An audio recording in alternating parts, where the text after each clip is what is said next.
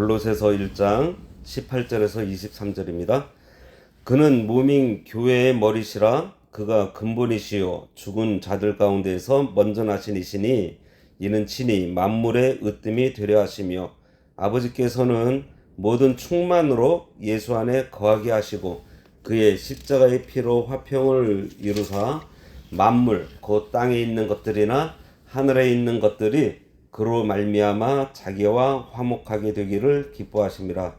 전에 악한 행실로 멀리 떠나 마음으로 원수가 되었던 너희를 이제는 그의 육체의 죽음으로 말미암아 화목하게 하사 너희를 거룩하고 흠없고 책망할 것이 없는 자로 그 앞에 세우고자 하셨으니 만일 너희가 믿음에 거하고 터 위에 굳게 서서 너희들은 바 복음의 소망에서 흔들리지 아니하면 그리하리라. 이 복음은 천하 만민에게 전파된 바요 나 바울은 이 복음의 일꾼이 되었노라. 오늘 말씀의 제목 그리스도 두 번째입니다. 지난주에 흑암의 지배 아래 있던 우리를 구속해 주시고 예수께서 다스리시는 나라로 불러주셨는데 우리를 다스리시는 예수님께서는 하나님과 동등된 자리에 계신 삼위일체 하나님 중에 한 위로 천지를 창조하실 때 하나님과 함께 하셨고 지금도 직접 창조하신 만물, 보이는 것과 보이지 않는 것들, 모든 창조물들을 다스리고 계신다는 사실을 통해서 우리가 예수님의 다스림을 받는다는 것은 우리 앞에 펼쳐져 있는 사건과 환경 그리고 노인 어려움으로 낙심하지 말고 우리를 구원해 주셨으니 우리의 결과도 늘 선한 결과가 있을 것을 믿음으로 살아가라는 말씀이었어요. 왜냐하면 모든 것들이 예수님의 통치 아래에서 예수님의 허락 아래에서 이루어지고 있는 일들이기 때문입니다. 13절에서 17절 지난주에 본 말씀에 그리스도께서 만유의 근본이라는 것을 바울이 밝혔다면 오늘 본문은 그리스도께서 교회의 머리시라는 것을 밝히고 있습니다. 18절입니다. 그는 몸인 교회의 머리시라. 그의 근본이시요 죽은 자들 가운데서 먼저 나신 이시니 이는 친히 만물의 으뜸이 되려 하심이요. 여기에 보면 그리스도와 우리의 직접적인 관계가 나와요. 교회와 그리스도를 몸과 머리의 관계로 비유하는 것은 성경에서 자주 나오고 있습니다. 먼저 그는 몸인 교회의 머리라고 했어요. 우리가 앞에서 알아보았듯이 예수님께서는 교회에서만 머리가 아니시고 창조된 모든 만물의 머리이십니다. 우리가 인지해야 할 사실은 이 교회가 만물 위에 있어요. 그리고 교회의 머리가 그리스도라는 것입니다. 그러니 만물과 그리스도의 그 가운데에 뭐가 있어요? 교회가 있는 거예요. 왕이 나라 전체를 다스리지만 자기의 궁전 안에 있는 것 또한 자신이 직접 통치하시는 것처럼 세상 만물을 예수님께서 모두 통치하시고 계시지만 교회의 머리가 되셔서 직접 이 교회를 다스리고 계신다는 거예요. 그러면 교회는 누구예요? 바로 성도가 교회입니다. 여기 이 건물이 교회가 아니고 예수님을 믿는 거룩한 무리가 교회예요. 그러면 여기서 몸이라고 했는데 이게 무슨 뜻일까요? 바로 예수님을 나타내는 기관, 성도가 바로 예수님을 나타내는 기관이라는 거예요. 머리에서 명령을 내리면 몸은 그 일을 수행합니다. 그래서 그는 머리라고 한 거예요. 이것은 머리 대신 예수님의 말씀에 그대로 순종할 때 몸된 성도가 자기의 역할을 바로 하고 있다는 것입니다. 고장난 몸은 머리에서 명령을 내려도 듣지 않아요. 그러므로 몸의 모든 지체들이 머리의 지시에 따라야 하는 것처럼 교회의 각 지체들은 그리스도의 권위에 철저히 순종해야 되고요. 몸의 지체들이 머리를 중심으로 통일과 조화를 이루듯이 교회의 구성원인 성도 각 개인들은 그리스도를 중심으로 통일과 조화를 이루어야 하는 것입니다. 이어지는 말씀이 그가 근본이시오 그랬어요. 여기 근본에 해당하는 헬라어가 아르케입니다. 이 아르케는 처음, 시작의 뜻으로 여기에서는 그리스도께서 교회 존재의 원천이라는 것을 의미하고 있어요. 그리고 이어서 죽은 자들 가운데서 먼저 나신 이시니 친히 만물의 으뜸이 되려 하심이라고 했어요. 이 구절은 앞에 나와 있는 근본이라는 말과 아주 가깝게 연결되어 있습니다. 즉 그리스도는 생명의 근원이시고 죽음을 단번에 정복하신 부활의 첫 열매라 그랬어요. 예수님은 부활하심으로 하나님의 아들이시라는 것을 당당하게 나타내셨고요. 성도들에게 영생이라는 소망을 주셨습니다. 아담이 모든 인류에 먼저 난 자이듯이 예수 그리스도께서는 새로 지음 받은 자들의 먼저 난 자로 부활의 근거가 되셨고요. 첫 열매가 되신 거예요. 예수님의 부활은 모든 성도의 부활의 표본이 됐고요. 원동력입니다. 이것은 우리도 부활한다는 사실을 말해주고 있어요. 여기서 으뜸이 되려 하심이요 라고 하면서 미래형으로 번역되어 있지만요, 본래는 과거형으로 으뜸이 되셨다라고 보는 것이 더 옳습니다. 그리스도께서는 우주 만물의 창조주이시고요, 교회의 머리이시고 부활의 첫 열매로 이미 으뜸이 되신 거예요. 19절입니다. 아버지께서는 모든 충만으로 예수 안에 거하시고 그랬어요.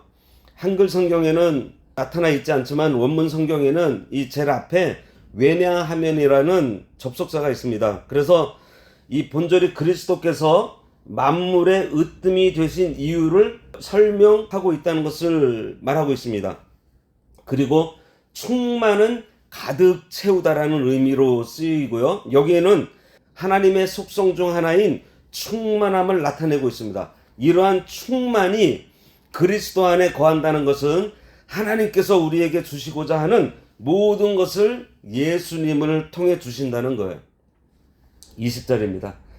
그의 십자가의 피로 화평을 이루사 만물 곧 땅에 있는 것들이나 하늘에 있는 것들이 그로 말미암아 자기와 화목하게 되기를 기뻐하심이라. 그리스도께서 만물의 중보자이신 것을 언급하고 있습니다. 하나님께서는 천지 만물을 창조하시고 인간을 만들어 하나님과 만물 사이에 중보자로 세우셨어요. 그런데 인간은 아담의 범죄로 말미암아 하나님과 원수가 되어 하나님의 진노 아래에 놓였고, 만물 역시 중보자를 상실함으로 인해 부조화 가운데 신음하고 있었던 것입니다. 그런데 예수님께서 오셔서 십자가에서 대속의 죽음을 당하심으로 그를 믿는 모든 자의 죄를 말소하시고 하나님과 관계를 본래의 상태로 회복시키신 것은 물론이고요, 만물까지도 본래의 상태로 회복시키신 거예요.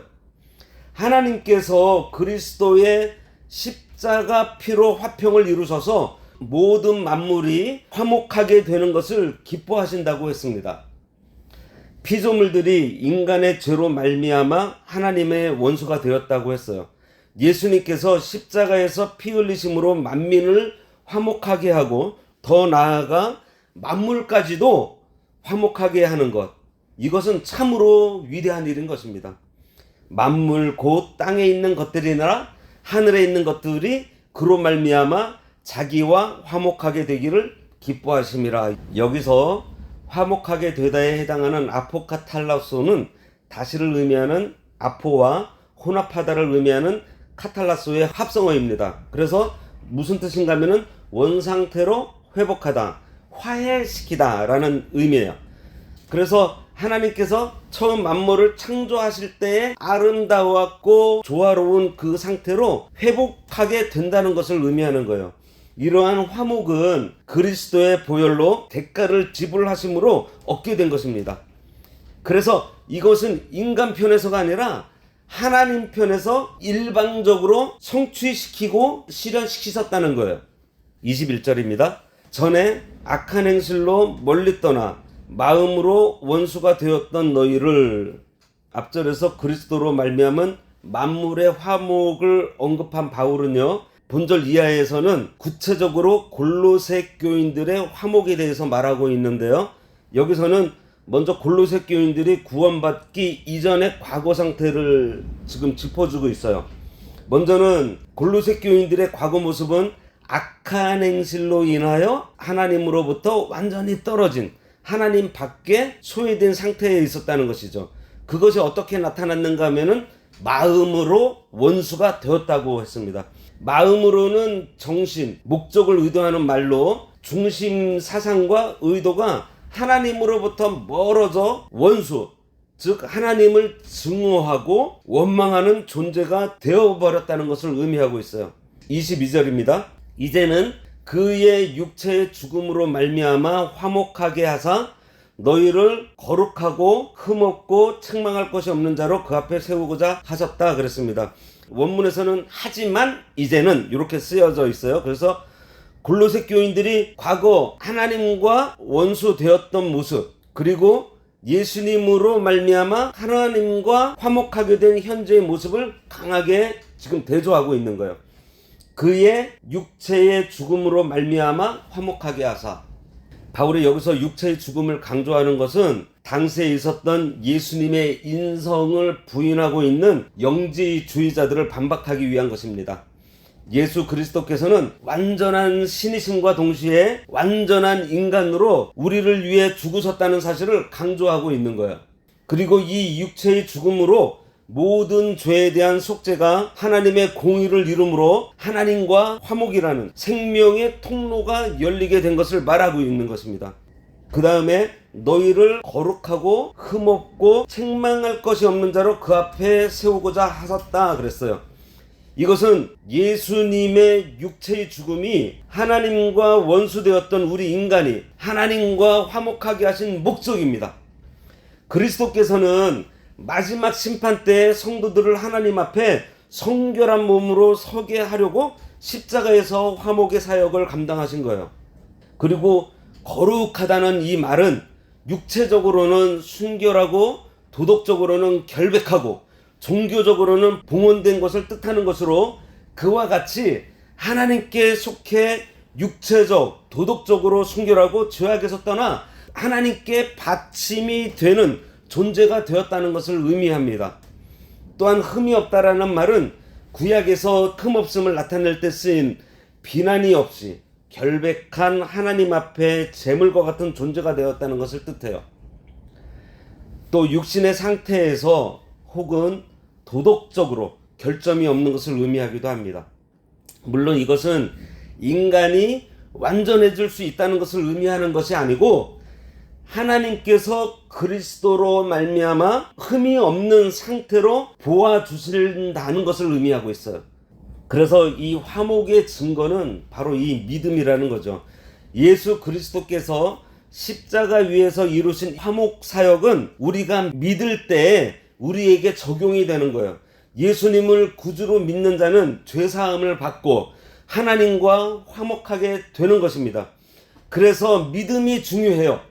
우리가 믿음에 거하고 견고히 서고 복음 안에서 주신 소망에서 흔들리지 않는 것이, 이것이 중요한 것입니다. 이 믿음은 사도들을 통해서 전파되기 시작했어요.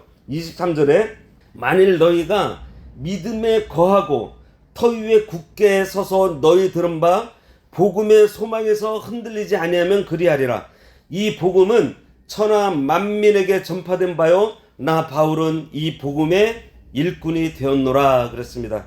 여기서 만일은 만일이라는 의미라기보다도 적어도라는 의미가 더 강해요. 바울은 앞절의 조건으로 성도가 적어도 열심 있는 믿음 안에 있어야 할 것을 말하고 있는 것입니다. 특별히 거하다는 뭐뭐 안에 계속해서 머물고 있다, 그런 뜻이에요. 사단의 유혹에 흔들림 없이 믿음 안에 지속적으로 살아야 한다는 것을 강조하고 있는 말씀입니다. 뭐죠? 적극적인 신앙생활을 얘기를 하고 있어요. 바울은 더욱 적극적으로 이 복음 안에, 그리스도 안에 거하면서 복음을 전파했다는 거예요. 이 복음 전파는 죄인들을 구원하는 하나님의 방법입니다. 예수님의 제자들은 이 복음을 온 천하에 전파하기 시작했고요.